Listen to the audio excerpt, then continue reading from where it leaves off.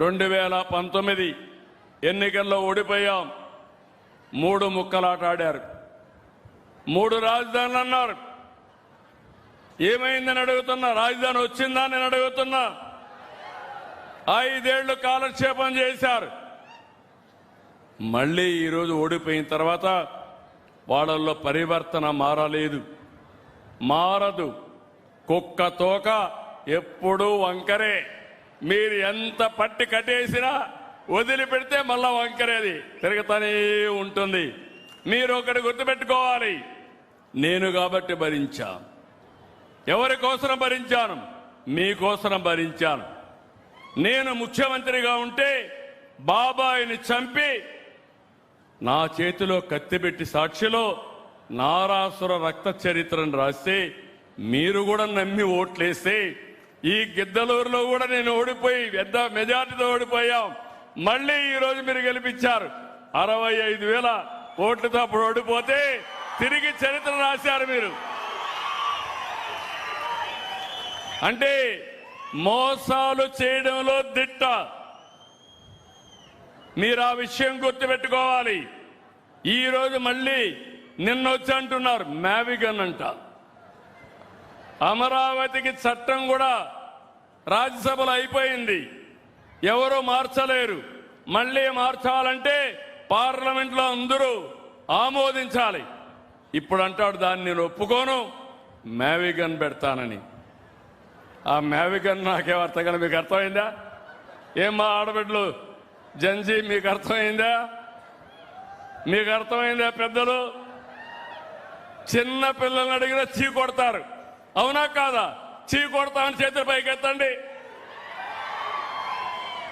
ఇలాంటి బాధ్యత కలిగిన రాజకీయ పార్టీలు బాధ్యత లేకుండా ఆ పార్టీని అడ్డబెట్టుకుని ఇష్టానుసారంగా చేయడం. నా దేశ పోలవరాన్ని పూర్తి చేయాలి, మీ పిల్లల్ని బాగా చదివించాలి, మీ పిల్లలకు ఉద్యోగాలు రావాలి, పెట్టుబడులు తేవాలి, నీళ్లు తేవాలి. నిన్నే నేను తుంగభద్ర డ్యామ్ దగ్గరికి వెళ్ళాను. ఒక గేటు కొట్టుకోబోయింది. ఇమ్మీడియట్గా అప్రమత్తమై ఆ గేట్ని సరిచేశాం, మనమే చేశాం. 33 గేట్లు మార్చమన్నారు, మార్చాం. కర్ణాటక ఆంధ్రప్రదేశ్ 2 రాష్ట్రాలు కలిసి చేశాం. నిన్నే ఇనాగరేట్ చేశాం. కేంద్ర మంత్రి వచ్చారు. తెలంగాణ, కర్ణాటక, ఆంధ్ర 3 చీఫ్ మినిస్టర్ కలిసాం. మేము 3 ఒకటే ఆలోచించాం. 4 కలిసి కేంద్రం సహకరించాలి, మనం కూడా సహకరించాలి. 3 రాష్ట్రాల్లో ఉండే రైతుల యొక్క ఇబ్బందులు దృష్టిలో పెట్టుకొని వాళ్ళ లాభం కోసం పనిచేద్దామని మేము ఒక నిర్ణయం చేశాం. ఈరోజు అందుకే నదుల అనుసంధానం, గంగా కావేరి కావాలి.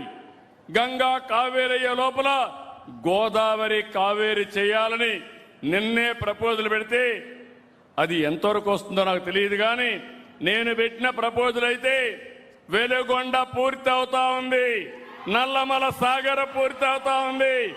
గోదావరి నీళ్లు తీసుకొచ్చి నల్లమల సాగర్ లో పెట్టి నల్లమల సాగర్ నుంచి మళ్ళీ శ్రీశైలానికి నీళ్లు ఎక్కించి అక్కడి నుంచి రాష్ట్రం మొత్తం తీసుకుపోవాలని. ఆ నీళ్లు కాని శ్రీశైలానికి పోతే తెలంగాణ శ్రీశైలం నుంచి నాగార్జునసాగర్ నుంచి నీళ్లు వాడుకోవచ్చు. అక్కడి నుంచి నేరుగా నీళ్లు వదిలిపెడితే సోమశిల, కందలేరు, అక్కడి నుంచి కావేరికి కూడా పోతాయి. ఎవ్వరూ కడుపుబ్బాల్సిన పని లేదు, ఎవరికి కడుపు నొప్పి రావాల్సిన పని లేదు. ఇది అందరికీ ఆమోదయోగ్యం కావాలి. నదుల అనుసంధానం, ఈ రాష్ట్రాలకు శ్రీరామ రక్ష. అన్ని రాష్ట్రాలు కలిసి పనిచేసుకుంటే మన రైతాంగానికి న్యాయం చేస్తామని చెప్పి కూడా నేను మీకు తెలియజేస్తున్నా. ఈ సందర్భంగా మీకు ఒక్క విషయం చెప్తాను, మీరు కూడా ఆలోచించుకోవాలి. పైనుంచి నీళ్లు తెస్తాం. ఈ సంవత్సరం వాతావరణం యొక్క సమస్య వల్ల, ఎల్లినో వల్ల ఎక్కడికక్కడ వర్షాలు పడడం లేదు, నదుల్లో నీళ్లు రావడం లేదు. ఇది పెద్ద సమస్య. ఒకవేళ వర్షం వచ్చినా అతివృష్టి, ఒకే దిక్కడ కుంభవృష్టి, వేరే ప్రాంతాల్లో వర్షాలు పడని పరిస్థితి. దీనికి కారణం కూడా మనం ఒకసారి అధ్యయనం చేసుకొని ఎక్కడికక్కడ పర్యావరణాన్ని పరిరక్షించుకునే బాధ్యత మనందరిపైన ఉంది. మన ఊరిలో పడిన నీళ్ళని మనం భూగర్భ జలాలుగా మార్చాలి. నేను ముఖ్యమంత్రిగా చాలాసార్లు పనిచేశాను. ఇంకుడు గుంతలు దూవితే ఎగతాళి చేశారు, చెక్ డ్యాములు కడితే ఎగతాళి చేశారు, ఈరోజు ప్రాజెక్టులు కడితే సహకరించరు. కానీ ఎవరిని చేసినా పర్వాలేదు, నేను అనుకున్న సిద్ధాంతం ప్రకారం ప్రతి ఒక్కరికి తాగునీళ్ళు ఇవ్వాలి, పరిశ్రమలకు నీళ్లు ఇవ్వాలి, సాగునీరిచ్చి ఈ రాష్ట్రాన్ని బాగు చేయడం కోసం అన్ని విధాలా ముందుకు పోతానని మరొక్కసారి హామీ ఇస్తున్నాం. ఈరోజు ఇక్కడ నేను జలధార కార్యక్రమం పెడితే అన్నమయ్య జిల్లా తర్వాత మార్కాపురం జిల్లా చాలా బాగా పనిచేస్తున్నారు. కలెక్టర్ని అభినందిస్తున్నా. ఇంకో పక్క ఈరోజు మిమ్మల్ని అందరినీ ఒకటే కోరుతున్నా, కులం, మతం, ప్రాంతం అని వర్గం ఒక్కొక్క పక్క పెట్టి కుట్రలు చేస్తున్నారు. కులం తిండి పెడదు, మతం మనకు నీళ్లు ఇవ్వదు, కానీ మన నమ్మకం. కానీ సమస్యలు పరిష్కారం చేసేది సమర్థవంతమైన ప్రభుత్వం పరిష్కారం చేస్తుంది. ప్రజలందరూ కలిస్తే మన భవిష్యత్తు బంగారు భవిష్యత్తు అవుతుంది. కొంతమంది ఇలాంటివి పెట్టి రెచ్చగొట్టాలని ప్రయత్నం చేస్తున్నారు. ఆ విషయం కూడా మీరు గుర్తుపెట్టుకోవాలి. మొన్న విజయవాడలో ఒక జరగరాని సంఘటన, నేను ఎప్పుడు కూడా ఇలాంటి సమర్థించను. జరిగితే దాని కుల రంగు పుంజి పవన్ కళ్యాణ్ గారిని ఇష్టానుసారంగా స్క్రోలింగ్ చేసే పరిస్థితి వస్తారు. అంటే మీ అరాచకానికి అంతు లేదా నేను అడుగుతున్నా. సాక్షాత్తు హోంమంత్రి అనిత, ఒక ఎస్సీ, ఒక దళిత మహిళ, లా అండ్ ఆర్డర్ మెయింటైన్ చేసే ఒక ఆడబిడ్డ, గర్వపడాలి. మన ఇంట్లో ఆడబిడ్డలు ఉంటారు. ఆ అమ్మాయిని గురించి, మేకప్ గురించి మాట్లాడతారా మీరు? ఏమనుకుంటున్నారు? ఎంత గర్వం మీకు? అంటే దిక్కు లేకుండా నీ ఇష్ట ప్రకారం ఆడబిడ్డల్ని అవమానపరిచేట్టుగా మాట్లాడడం, ఇంకో పక్క ఎక్కడికక్కడ రెచ్చగొట్టడం, ఇంకొక పక్క పోలీసులు నిర్వీర్యం చేసి విధానంతో ముందుకు పోతున్నారు. ఈరోజు అమరావతికి వెళ్ళారు. ఎవరు వెళ్ళమన్నారు మిమ్మల్ని? అక్కడికి కుట్ర చేయడానికి వెళ్ళారు. ఇప్పటికే అక్కడ రైతాంగం బాగా ఎఫెక్ట్ అయ్యారు, కోపంలో ఉన్నారు. 5 సంవత్సరాలు పోరాడారు. రాష్ట్ర రాజధాని కోసం నమ్ముకున్న భూమిని ఇస్తే 5 సంవత్సరాలు వాళ్ళని తిప్పి ఆడబిడ్డలను అవమానించి ఇష్టానుసారంగా చేసి ఇప్పుడేదో రాజధాని కడతా ఉంటే వాళ్ళు బాగుపడతామని హోప్ వస్తే మళ్ళీ ఇష్టానుసారంగా వెళ్ళి కుట్ర పన్నేదానికోసం రెచ్చగొట్టేదానికి పోతే వాళ్ళు తిరుగుబాటు చేశారు. నేను అడుగుతున్నా మిమ్మల్ని, మీ పొట్ట కొడితే మీ కోపం రాదా అని మిమ్మల్ని అడుగుతున్నా. వస్తుందా లేదా? ఎంత బాధపడ్డారు? రాష్ట్ర అమరావతి రైతులు కష్టపడ్డారా లేదా? సఫర్ అయ్యారా లేదా? 5 ఏళ్లు బాధపడ్డారా లేదా? బాధపడ్డారని చేతుల పైకెత్తండి. మళ్ళీ అదే కుట్ర, అదే పద్ధతి. వీళ్ళు మారరు. నేను అందుకే అన్నాను గొడ్డలి పార్టీ అని. ఈ గొడ్డలి పార్టీ ఎప్పుడైనా రాష్ట్రానికి చేటే. వీళ్ళు మామూలుగా రాజకీయానికి అర్హత లేని వ్యక్తులు. నేను చాలా రాజకీయాలు చూశాను, తీవ్రవాదులపైన పోరాడాను.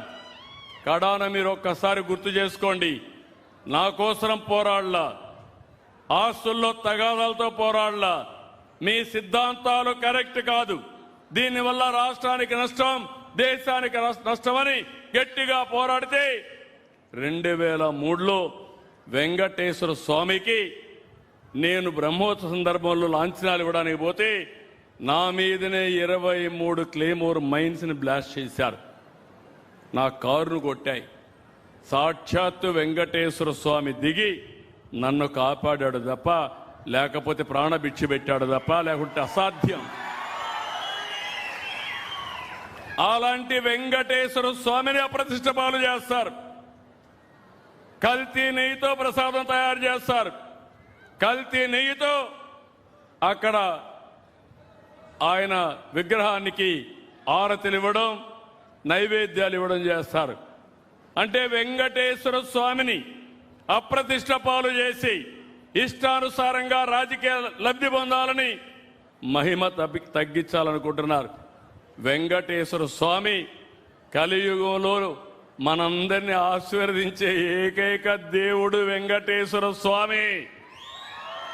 మీకు నమ్మకం ఉందా లేదా అని అడుగుతున్నా మిమ్మల్ని అందరినీ. నమ్మకం ఉందని చేతులు పైకెత్తండి.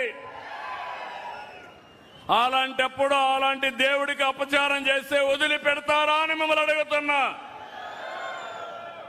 నేను ఆ మాట మాట్లాడితే నిన్న దొంగ వేషాలు నామాలు పెట్టుకొని బొట్లు పెట్టుకొని పూజ చేస్తాడు. ఎవరికి కావాలి ఆ పూజలు? దొంగ తప్పలేదు. ఈరోజు మా ముస్లిం సోదరులు ఉన్నారు. నేను సంఘీభావం కోసం నమాజ్ చేస్తా, వాళ్ళతో కలిసి ఉంటా, అది మత సామరస్యం. చర్చికి పోతా, నమస్కారం పెట్టి వస్తా, వాళ్ళని గౌరవిస్తా. మీరు కూడా అది చేయాలి. అంతేగాని మీ ఇష్టానుసారం దేవాలయాలపైన దాడులు చేసి ఇప్పుడు మళ్ళీ మోసం చేయాలనే ఉద్దేశంతో ఎక్కడికక్కడ వంగి నమస్కారాలు పెట్టి లేకుంటే దేవాలయాలు పూజలు చేస్తే కరెక్ట్ కాదు. ఈ విషయం మనం గుర్తుపెట్టుకోవాల్సిన అవసరం ఉంది. ఇలాంటి చాలా చూస్తున్నాం. ఎన్నో సవాళ్లున్నాయి. అన్ని సవాళ్ళని సంక్షోభాల్ని తట్టుకుంటూ వస్తున్నా. అన్నింటికంటే మించి మనం గాని ఇంటే కళ్ళార్పకుండా అబద్ధాలు చెప్తానే ఉంటారు, మోసాలు చేస్తానే ఉంటాడు. యామారితే ఏం చేస్తాడో నాకే తెలియదు. అలాంటి నేరాలు చేస్తాడు, ఘోరాలు చేస్తాడు. ఒక పక్క ఘోరాలు నేరాలు జరగకుండా కాపాడుకోవాలి, మీకు న్యాయం చేయాలి, ఇంకో పక్క అభివృద్ధి చేయాలి. ఇది నాకు ఎప్పుడు కూడా, నేను రాజకీయ నాయకులతో పోరాడాను కానీ నేరస్తులు ఉండే రాజకీయ నాయకులతో నేను ఎప్పుడూ పోరాడలేదు. ఈ విషయం మీరు గుర్తుపెట్టుకోవాలి. అందుకే మీరందరూ గుర్తుపెట్టుకోవాల్సిన అవసరం ఉంది. మనది పాజిటివ్ గవర్నెన్స్, వారిది క్రిమినల్ పాలిటిక్స్. ప్రజలు కూడా అప్రమత్తంగా ఉండాలి. రౌడీల్ని తయారు చేస్తున్నారు, గంజాయి బ్యాచ్ని తయారు చేస్తున్నారు, బ్లేడ్ బ్యాచ్ని తయారు చేస్తున్నారు, సంఘ విద్రోహ శక్తుని దగ్గర చేరుస్తున్నారు. ఇదే జరిగితే ఏ ఆడబిడ్డకో రక్షణ ఉండదు, మీ ఆస్తులకు రక్షణ ఉండదు. 5 ఏళ్లు చేసిన అరాచకాలను కరెక్ట్ చేయడానికి నాకు 15 ఏళ్లు పడతా ఉంది. మళ్ళీ ఏమారితే ఏమవుతాం మీరు గుర్తుపెట్టుకోవాల్సిన అవసరం ఉంది. నేను ఒకటే చెప్తున్నా, నేను అధైర్యపడను. అధైర్యం నా నరాల్లో ఎక్కడా లేదు. ఎవరైనా సరే తప్పు చేస్తే ఎంతటి వాడైనా సరే వదిలిపెట్టనని మరొక్కసారి మీ అందరికీ హామీ ఇస్తున్నా. ఈ రాష్ట్రాన్ని ముందుకు తీసుకెళ్ళాలి. గిద్దలూరు లాంటి వెనుకబడిన నియోజకవర్గాల్ని పైకి తీసుకురావాలి. ఇది ఒక మంచి అవకాశం. ఈ అవకాశాన్ని సద్వినియోగం చేసుకుందాం. మీరు ఒకటే కోరుతున్నా, మళ్ళీ విజ్ఞప్తి చేస్తున్నా, ఎవరి వల్ల మీ జీవితాల్లో మంచి జరుగుతుందో ఆలోచించుకోండి. ఏ నాయకుడి వల్ల, ఏ పార్టీ వల్ల, ఏ కూటమి వల్ల మీకు ఇవన్నీ అందుతున్నాయో గుర్తుపెట్టుకోండి. అదే సమయంలో ఇవన్నీ గుర్తుపెట్టుకొని ఎక్కడికక్కడ పూర్తిగా సపోర్ట్ చేసి మీరు అండగా ఉండాల్సిందిగా మరొక్కసారి నేను మిమ్మల్ని అందరినీ కోరుతున్నా. నేను ఏ యాంగిల్లో పోతున్నానంటే, ఇప్పుడే మా అధికార యంత్రాంగం ఇక్కడ అందరూ ఉన్నారు. ఇందులో కూడా నేను మనమిత్ర యాప్ తీసుకొచ్చాను. 1050 సర్వీసులు ఎప్పటికప్పుడు మీకు ఏ విధంగా అందుతున్నాయో మొత్తం చూశాను. ఈ యొక్క మార్కాపురం కొత్త జిల్లా నిన్నే స్టాఫ్ను కూడా ఇచ్చాం. విజయ సునీత